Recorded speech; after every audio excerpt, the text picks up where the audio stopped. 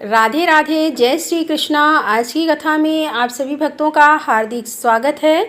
भगवान श्री कृष्ण और श्रीमती राधा रानी की कृपा सदैव आप पर और आपके समस्त परिवार पर बनी रहे। दोस्तों, आज आप सुनेंगे ज्येष्ठ मास की कथा का दूसरा अध्याय और आज की कथा में आप सुनने वाले हैं भगवान श्री कृष्ण के प्रिय धाम गोलोक धाम का वर्णन। और इसके साथ ही गोलोक धाम में भगवान श्री कृष्ण के स्वरूप का वर्णन तो आज की कथा में अत्यंत ही रोचक है, ज्ञानवर्धक है और बहुत ज़्यादा आनंददायी है।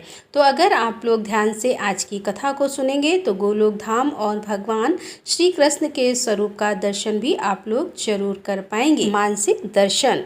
इसीलिए चलिए आज की कथा का प्रारंभ करते हैं। राजा बहुला सब ने पूछा कि हे महर्षि, साक्षात परिपूर्णम भगवान श्री कृष्णचंद्र सर्वव्यापी चिन्मय गोलोक धाम से उतर कर जो भारतवर्ष के अंतर्गत द्वारिकापुरी में विराज रहे हैं, तो इसका क्या कारण है? हे ब्राह्मण, उन भगवान श्री कृष्ण के सुंदर बृहत अर्थात विशाल या ब्रह्म स्वरूप गोलोक धाम का वर्णन कीजिए।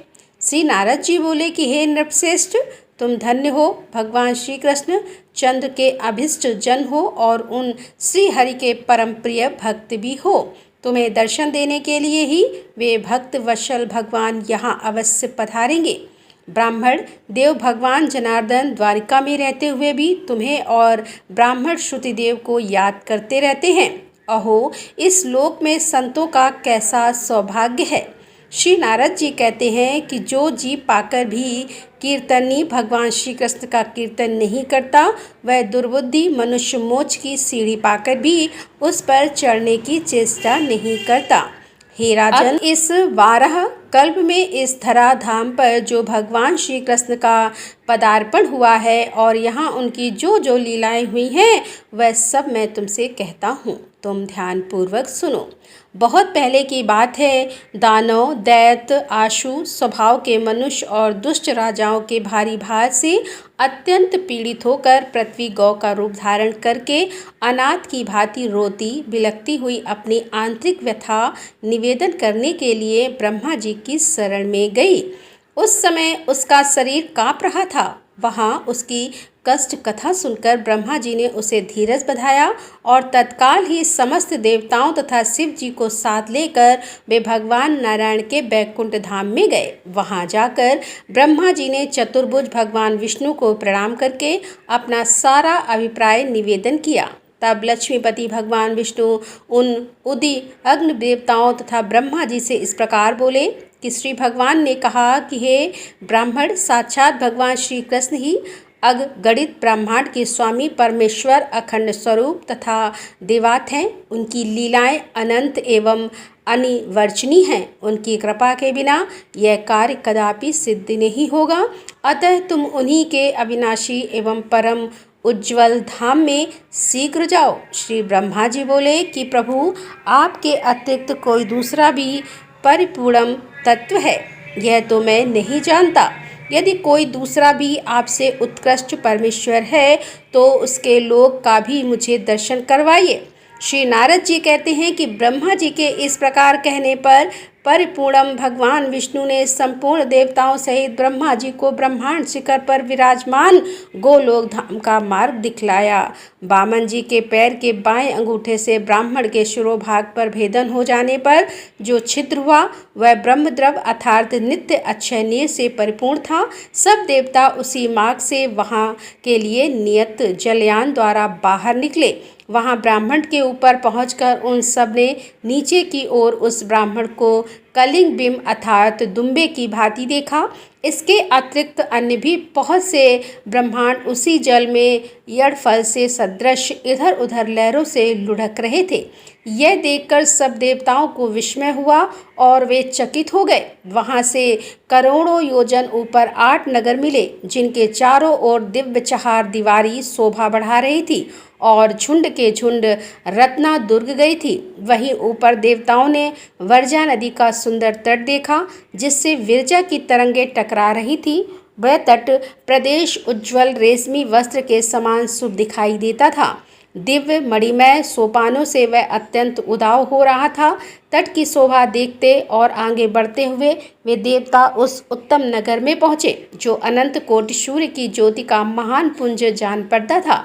उसे देखकर देवताओं की आंखें चौंधिया गईं। वे उस तेज से पराभूत होकर जहाँ के तहाँ खड़े ही रहे। तब भगवान विष्णु की आज्ञा के अनुसार उस तेज को प्रणाम करके ब्रह्मा जी उसका ध्यान करने लगे। उसी ज्योति के भीतर उन्होंने एक परम शांति में साकार धाम देखा। उसमें परम अद्भुत कमल नाल के समान धवल वर्ण 1000 मुख वाले शेषनाग का दर्शन करके सभी देवताओं ने उन्हें प्रणाम किया। हे राजन, उन शेषनाग की गोद में महान आलोक में लोक वंदित गोलोक धाम का दर्शन हुआ, जहाँ धाम भिवानी देवताओं के तथा गणना नहीं चलती। वहाँ माया भी अपना प्रभाव नहीं डाल सकती। मन, चित्त, बुद्धि, अहंकार, 16 विकार तथा मैं तत्व भी वहाँ प्रवेश नहीं कर सकते। फिर तीनों गुणों के विषय में तो कहना ही क्या है। वहाँ कामदेव के समान मनोहर रूप, लावण्य शालिनी, श्याम सुंदर विग्रह श्री कृष्ण पार्षद द्वारपाल का कार्य करती थी।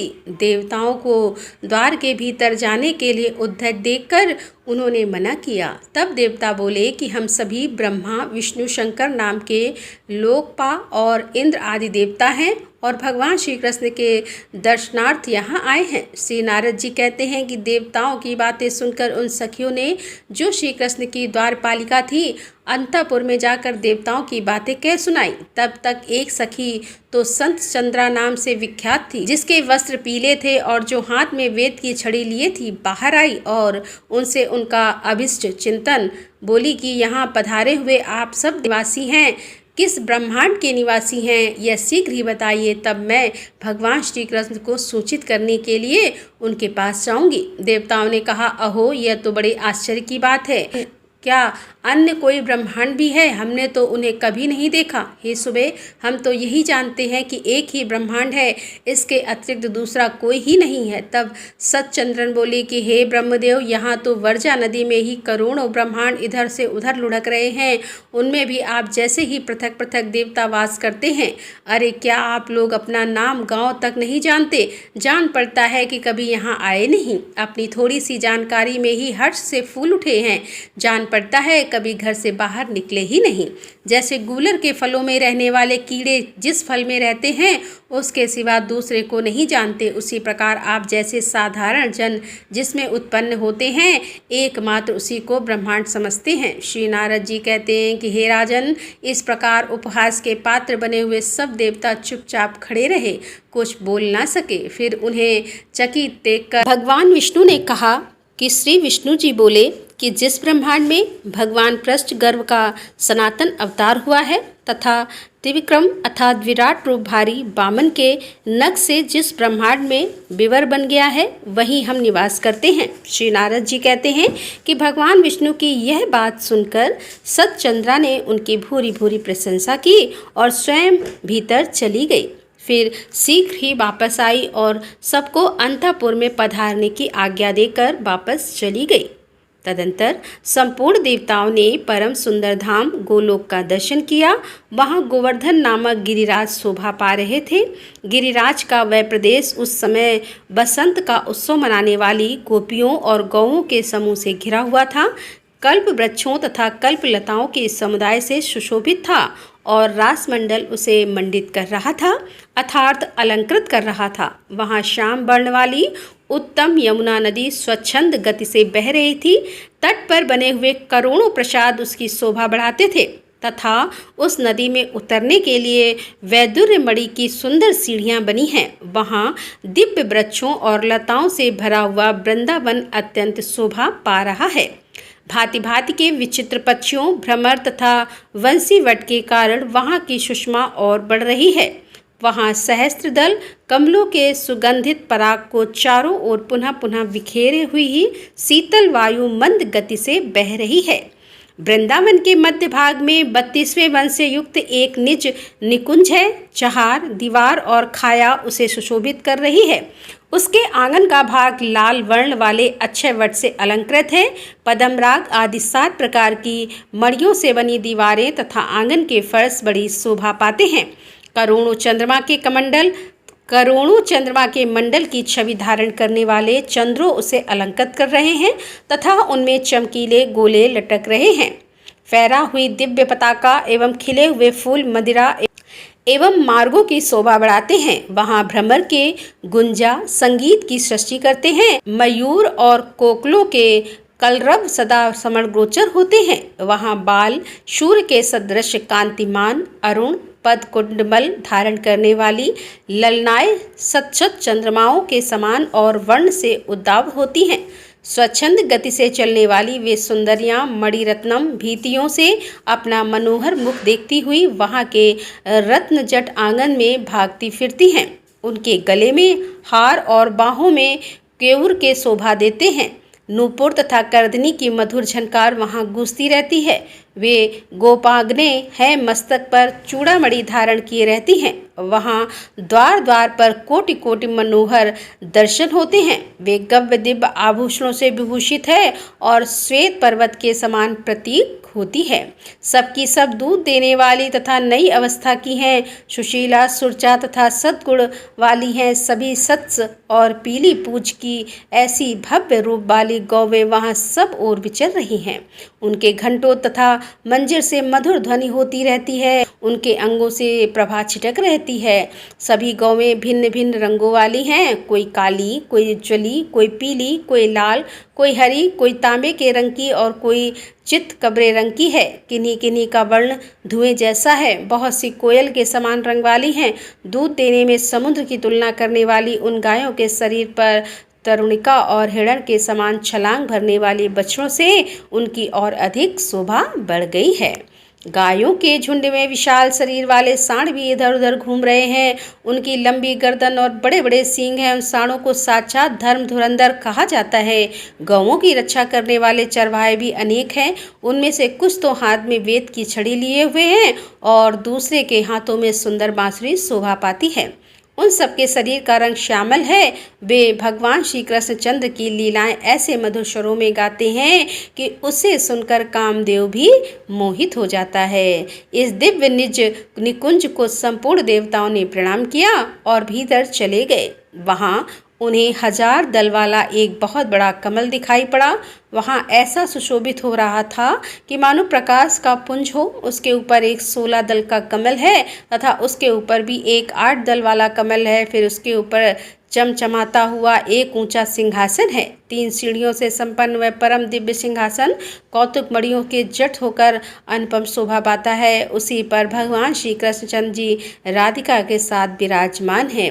ऐसी झांकी उन समस्त देवताओं को मिली। वे युगल रूप भगवान मोहिनी 8 दिव्यों सखियों से संभावित तथा श्री रामा प्रवर्ती 8 गोपालों के द्वारा सेवित है। सफेद रंग वाले पंखे ले जा रहे हैं और हीरों से बनी मूठ वाले चव डला जा रहे हैं। भगवान की सेवा में करोड़ों ऐसे छत्र प्रस्तुत हैं जो कोटि चंद्रमाओं की प्रभा से तुलित हो सकते हैं।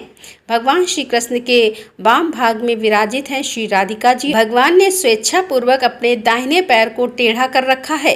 वे हाथ में बांसुरी धारण किए हुए हैं। उन्होंने मनोहर मुस्कान से भरे हुए मुखमंडल और भ्रुकुटी विलास से अनेकों कामदेव को मोहित कर रखा है। उन श्रीहरि की मेघ के समान श्यामल कांति है। कमल दल की भांति बड़ी विशाल उनकी आंखें हैं। घुटने तक लंबी भुजाएं वाले वे प्रभु अत्यंत पीले वस्त्र पहने हुए हैं। भगवान गले में सुंदर वनमाला धारण किए हुए हैं जिस पर वृंदावन में विचरण करने वाले मतवाले भ्रमण की गुंजारी है। पैरों में घुंघरू और हाथों में कंकर्ण की छटा छिटका रहे हैं। अति सुंदर मुस्कान मन को मोहित कर रही है। श्रीवत्स का चिन्ह बहुमूल्य रत्न से बने हुए किरीट कुंडल बाजूबंद और हार तथा स्थान भगवान की शोभा बढ़ा रहे हैं। भगवान श्री कृष्ण के ऐसे दिव्य दर्शन प्राप्त कर संपूर्ण देवता आनंद के समुद्र में गोता खाने लगे। अत्यंत हर्ष के कारण उनकी आंखों से आंसुओं की धारा बह चली। तब संपूर्ण देवताओं ने हाथ जोड़कर विनीत भाव से उन परम पुरुष श्री कृष्णचंद्र जी को प्रणाम किया। राधे राधे, जय श्री कृष्णा। आज की कथा का यहीं पर समापन करती हूँ।